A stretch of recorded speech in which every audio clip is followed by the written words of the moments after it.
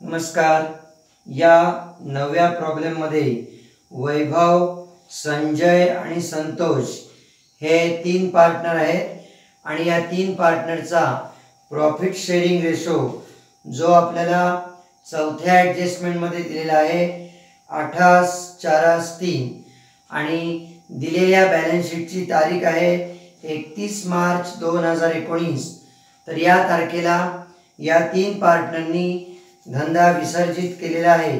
म्हणून सुरुवातीला in the books of partnership for realisation account 15 ओळींचा double column, partners capital account 8 ओळींचा triple column आणि बँक अकाउंट 6 ते 7 ओळींचा सिंगल कॉलम.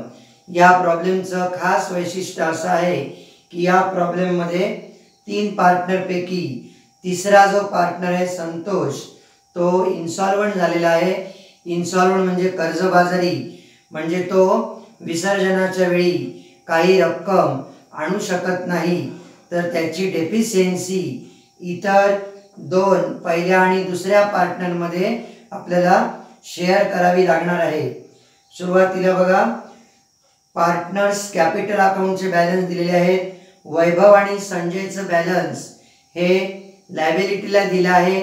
मग लायबिलिटीचे बॅलन्स क्रेडिट असतात, म्हणून पार्टनर्स कॅपिटल अकाउंटच्या क्रेडिट साईडला बाय बॅलन्स ब्रॉट डाऊन वैभवचे 36,000 आणि संजयचे 27,000 आणि तिसरा जो पार्टनर आहे संतोष त्याचं कॅपिटलचं बॅलन्स ॲसेट साईडला दिलेलं आहे 3,000.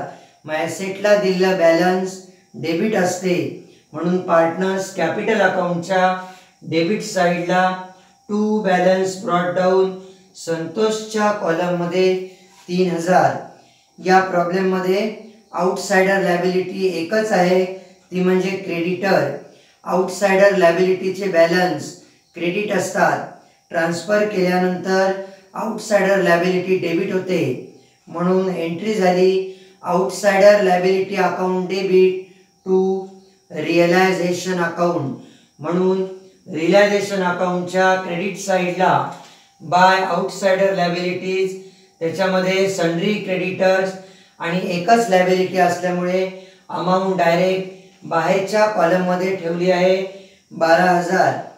बँक ओव्हरड्राफ्ट ही सुद्धा आपण आउटसाइडर लायबिलिटीच्या यादीमध्ये ठेवू शकलो असतो, पण ॲसेट साईडला तुम्हाला कॅश इन हँड किंवा कॅश ॲट बँक यापैकी कोणतंच बॅलन्स दिलेलं नाही आहे. म्हणून बँक ओव्हरड्राफ्ट याचा अर्थ होतो बँकेचं क्रेडिट बॅलन्स. म्हणून बँक अकाउंटच्या क्रेडिट साईडला बाय बॅलन्स ब्रॉट डाऊन 18,000. बाकी आता उरलेल्या जे ॲसेट आहेत, मशिनरी, गुडविल आणि स्टॉक आणि डेटर, ॲसेटचे बॅलन्स डेबिट असतात. ट्रान्सफर केल्यावर या तिन्ही ॲसेट क्रेडिट आणि रियलायझेशन अकाउंट डेबिट. म्हणून realisation account debit to sundry asset. Realisation अकाउंटच्या डेबिट साईडला टू सन्ड्री ॲसेट या 3 ॲसेटची आपण यादी केली आहे आणि डायरेक्ट बाहेर अमाऊंट 3 अमाऊंटची बेरीज केली आहे 72,000. पुढे ॲसेटला दिलं आहे प्रॉफिट अँड लॉस अकाउंट. ॲसेटला जर प्रॉफिट अँड लॉस अकाउंट दिला असेल तर त्याचं डेबिट बॅलन्स झालं, म्हणजे लॉस आहे. मग हा लॉस 18,000 आपल्याला 3 पार्टनरमध्ये 28:4:3 या प्रॉफिट शेअरिंग रेशोमध्ये विभागून दाखवावा लागेल. तर 18,000 भागिले 15 तेव्हा भागाकार येतो 1200. म्हणून 1200 गुणिले 8, 1200 गुणिले 4 आणि 1200 गुणिले 3. त्याची एंट्री झाली Vaibhav capital account debit, Sanjay capital account debit, Santosh capital account debit to profit and loss account. म्हणून त्या तिघांचे आपण डेबिट साईडला ठेवलं आहे to profit and loss account 9,600, 4,800 आणि 3,600. पुढे आता Santosh is declared as insolvent, so firm is dissolved and asset realise as follows. Santosh नावाचा पार्टनर 3 नंबरचा आहे, तो डिक्लेअर झाला इन्सॉल्वंट, तर त्याची डेफिशियन्सी आपण रियलायझेशनचा प्रॉफिट लॉस काढल्याशिवाय काढू शकणार नाही. म्हणून प्रथम पहिली ॲडजस्टमेंट सोडवावी लागेल. स्टॉक आणि डेटर पासून मिळाले 54,000, गुडविल पासून काहीच मिळालेलं नाही आहे, आणि मशनरी ॲट बुक व्हॅल्यू म्हणजे मशनरी पासून मिळाले 6,000. ॲसेट रिलायझची एंट्री होते bank account debit to realisation account, म्हणून 54,000 आणि 6,000 यांची बेरीज झाली आहे 60,000. Bank account debit to realisation, bank अकाउंटच्या डेबिट साईडला टू रियलायझेशन अकाउंट 60,000 आणि रियलायझेशन अकाउंटच्या क्रेडिट साईडला बाय बँक अकाउंट स्टॉक आणि डेटरचे 54,000, गुडविलचे काहीच मिळाले नाहीत म्हणून डॅश ठेवली आहे, आणि मशनरीचे 6,000 असे एकूण मिळाले 60,000. पुढे बघा second number adjustment. Creditors allowed discount at 10%. क्रेडिटरना जेव्हा आपण पेमेंट करायला गेलो तेव्हा आपल्याला 10% सवलत मिळाली आहे. मग क्रेडिटरची अमाऊंट आहे 12,000, तर 12,000 पेमेंट करण्याच्या वेळी आपल्याला 10% म्हणजे 1,200 रुपये सूट मिळाली आहे. म्हणजे प्रत्यक्ष पेमेंट होईल 10,800. लायबिलिटीचं पेमेंट केल्यावर एंट्री होते realisation account debit to bank account, म्हणून रियलायझेशनच्या डेबिट साईडला टू बँक अकाउंट 10,800 आणि बँक अकाउंटच्या क्रेडिट साईडला बाय रियलायझेशन अकाउंट 10,800.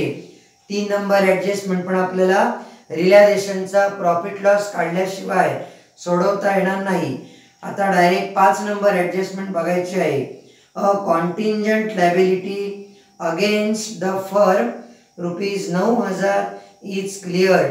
कॉन्टिंजंट लायबिलिटी याचा अर्थ अपेक्षा नसताना आपल्याला अचानक द्यावे लागलेली देणं, म्हणजे त्याला आपण बोलतो अनपेक्षित देयता.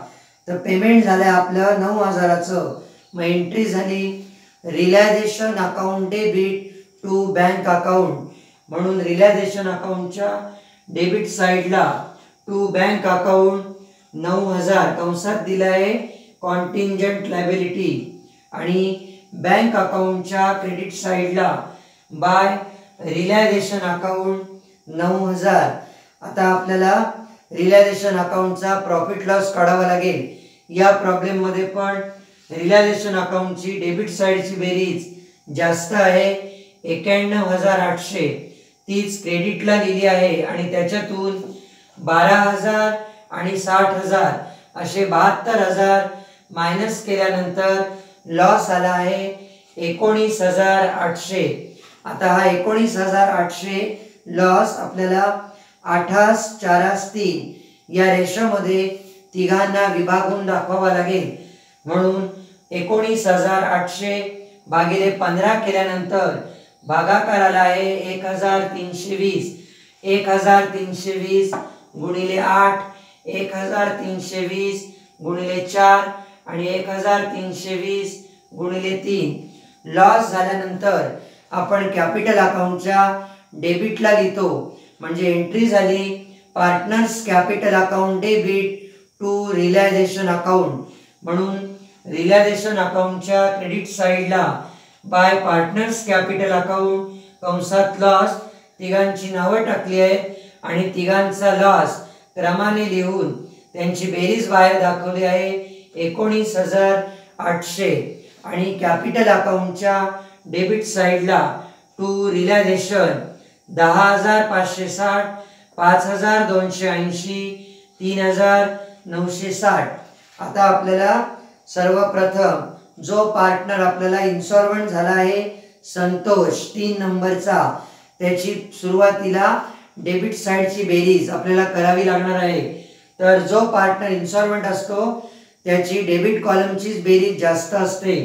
तर संतोषची डेबिट साईडची बेरीज झाली 10,560, आणि त्याच्या क्रेडिटला आतापर्यंत काहीच लिहिलं गेलं नव्हतं, म्हणून debit side total of Santosh 10,560. Credit साइडला आतापर्यंत काहीच लिहिलं नव्हतं म्हणून डॅश ठेवली आहे. त्याची टोटल डेफिशियन्सी आली 10,560. आणि आता या 10,560 पैकी तिसऱ्या ॲडजस्टमेंटनुसार त्याच्याकडून ओनली 25 पैसे इन अ रुपी एवढे रिकवर झाले. 1 रुपयातले 25 पैसे, याचा अर्थ टोटल अमाऊंट मधला 25% हिस्सा.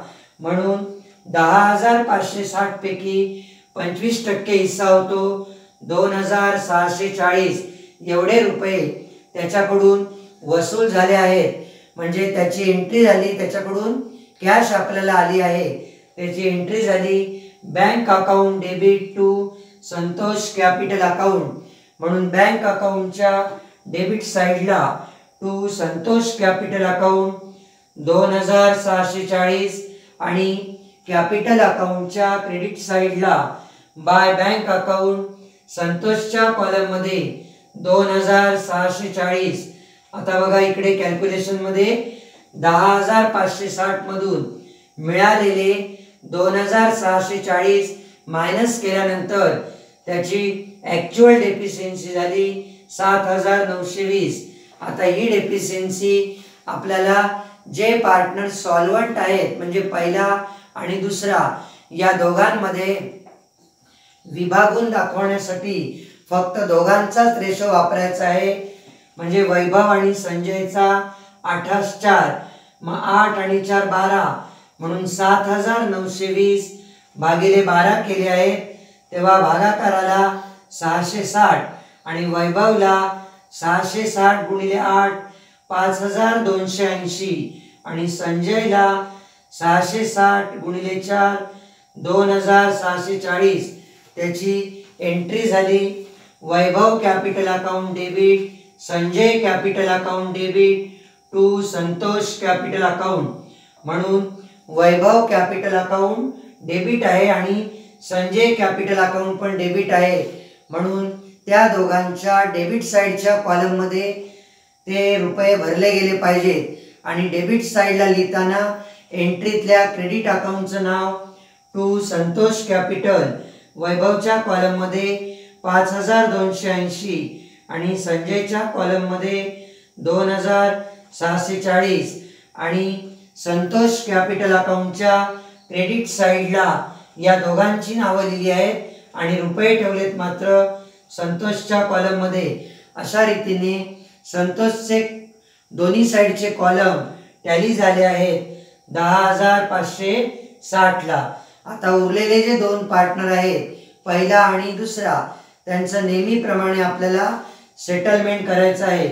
पहिल्या आणि दुसऱ्या पार्टनरची दोन्ही साइड म्हणजे क्रेडिट साइडच्याच बेरजा जास्त आहेत त्या डेबिटला लिहिल्या आहेत आणि त्यातून त्यांच्या डेबिट साइडच्या अमाऊंट मायनस केल्यानंतर जो फरक आला आहे त्याला लिहिला आहे टू बँक. टू बँक वैभवच्या कॉलममध्ये 10,560 आणि संजयच्या कॉलममध्ये 14,280 आणि टू बँक लिहिलाय. म्हणून बँक अकाउंटच्या क्रेडिट साइडला by Vaibhav capital account 10,560 by Sanjay capital account 14,280. अशा रीतीने आपला बँक अकाउंट टॅली झाला आहे 62,640. जो पार्टनर इन्सॉल्वंट असतो त्याची डेफिशियन्सी उरलेल्या दोघांमध्ये त्यांच्या रेशोमध्ये विभागून दाखवायची असते आणि त्या दोघांच्या डेबिटला तिसऱ्याचं नाव टाकलेलं आहे आणि त्या तिसऱ्याच्या क्रेडिटला लिहिताना या पहिल्याचं आणि दुसऱ्याचं आपल्याला नाव लिहावं लागलेलं आहे.